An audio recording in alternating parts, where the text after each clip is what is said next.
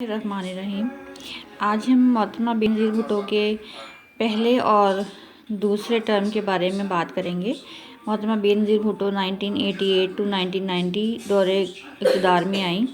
اس کے علاوہ 1993 سے لے کر 1996 تک انہوں نے ملک میں خدمات بطور وزیر اعظم سر انجام دیں۔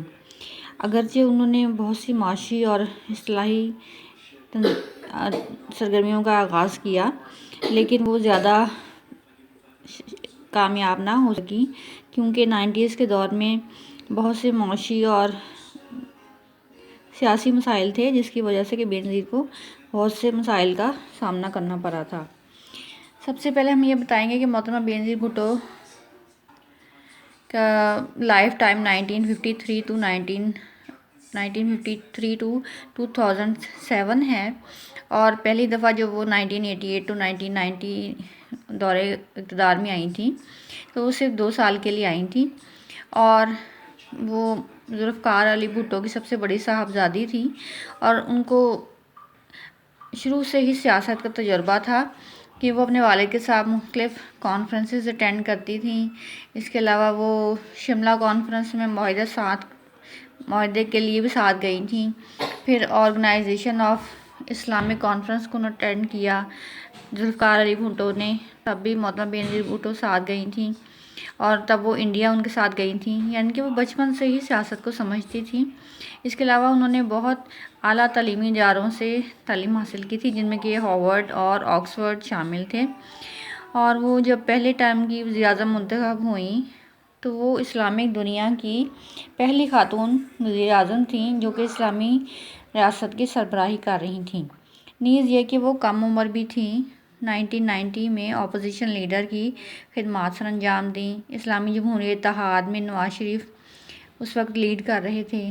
پھر یہ دوسری بار وزیر اعظم آئیں تو نسبتاً کافی بہتر تھیں، کیونکہ جب وہ پہلی دفعہ آئی تھیں تو اس سے انہیں حکومت کا تجربہ بھی حاصل ہو گیا تھا، اور اس کے بعد پھر دوسری دفعہ میں بھی 1996 میں بھی انہیں اپنی حکومت کو بہتر کرنے کا موقع ملا تھا سابقہ تجربے کی وجہ سے۔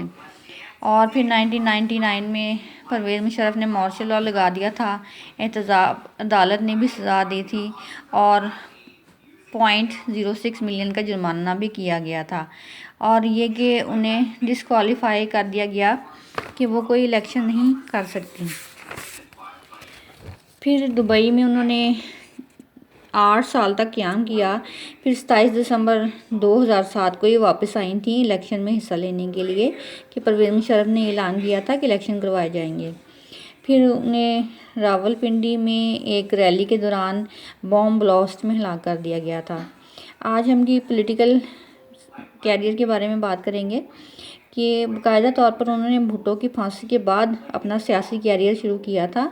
شروع میں وہ اپنی والدہ کے ساتھ تھیں، اور 1981 میں جنرل ضیاء نے مارشل لاء کے خلاف تحریکیں شروع کیں۔ اس میں صدر کی جانب سے بھی بینظیر کو تنگ کیا گیا، پھر بینظیر کو جیل بھیج دیا گیا، پھر گھر میں نظر بند رہیں، پھر 1984 میں جنیوا بھیج دیا گیا، پھر وہ UK چلی گئیں، پھر PPP میں وہاں پہ وہ سیاسی تنظیموں میں بھی حصہ لیتی رہیں۔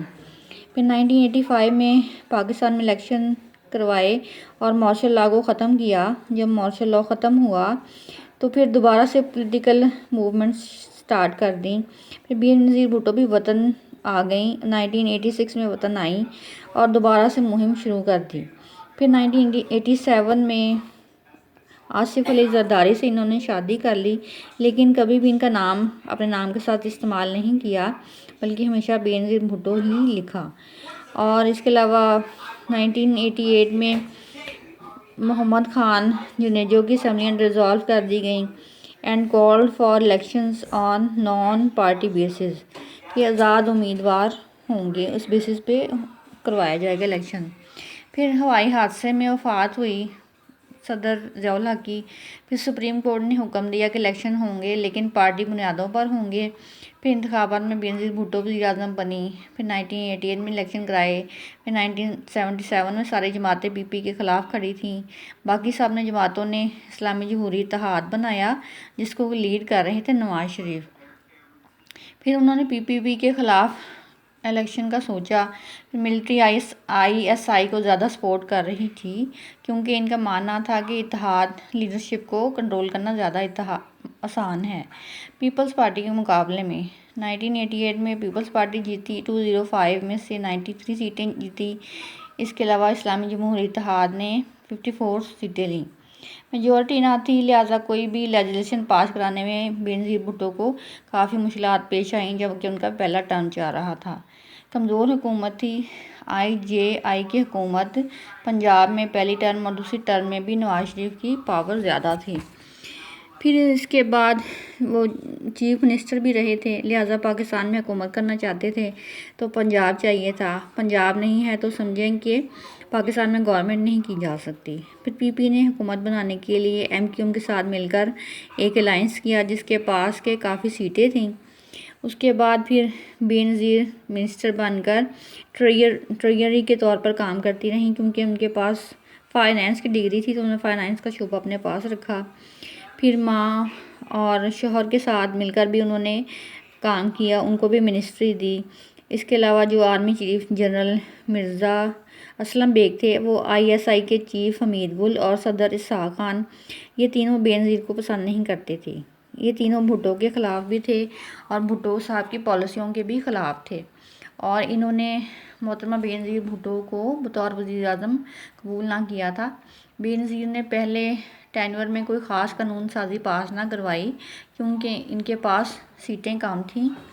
پھر 205 میں سے 93 ان کے پاس اور 13 MQM کے پاس تھیں۔ خاص طور پر جب کسی دوسری پارٹی سے الائنس ہو تو 2 سال کی حکومت تھی اور اس میں بینظیر زیادہ کام نہ کر سکی تھی کیونکہ اپوزیشن بھی مسلسل ان کو تنگ کر رہی تھی۔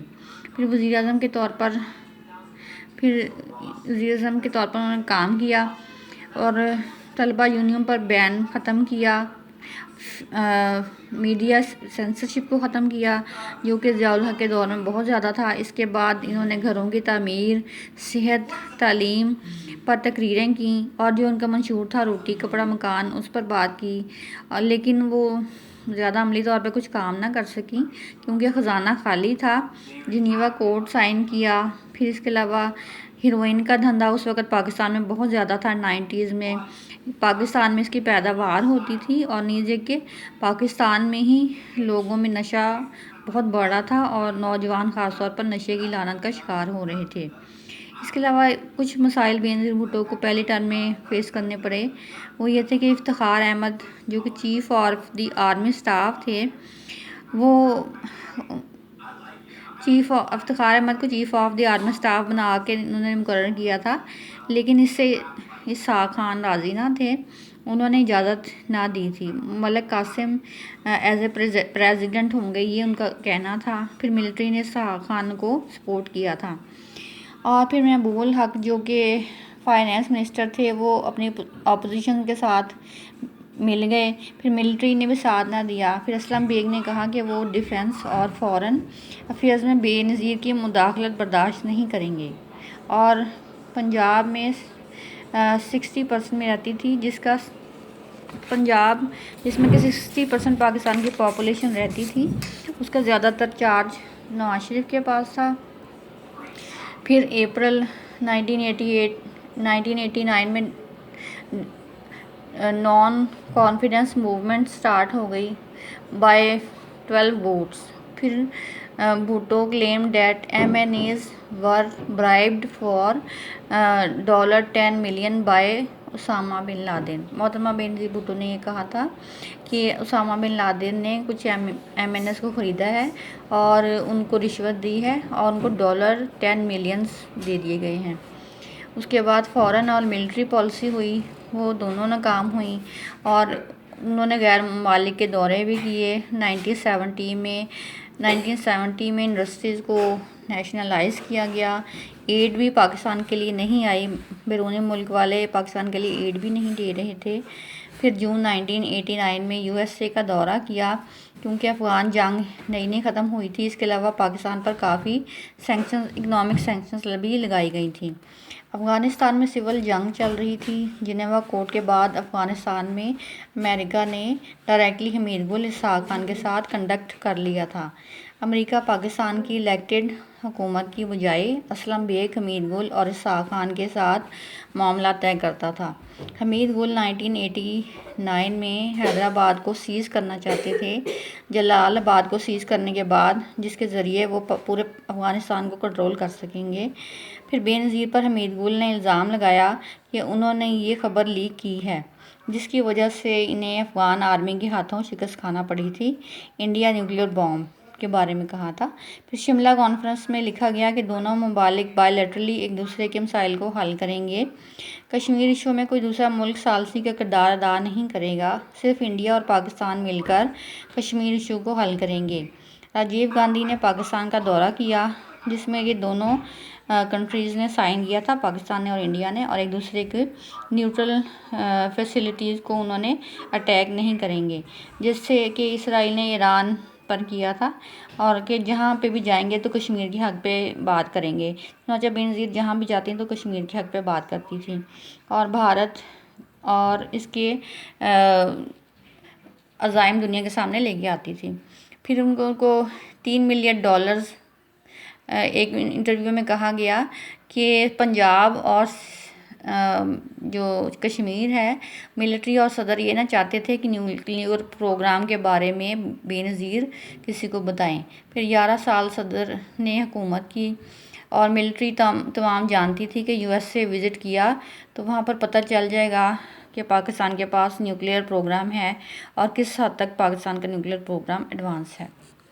آج کے اس لیکچر میں ہم صرف پاکستان کی وزیراعظم بے نظیر بھٹو کی فرسٹ ٹرم کے بارے میں ہی بات کر سکے ہیں، اور اگلے لیکچر میں ہم انشاءاللہ بے نظیر بھٹو کے سیکنڈ ٹرم کے بارے میں بات کریں گے۔ شکریہ۔ وآخر دعوانا ان الحمدللہ رب العالمین۔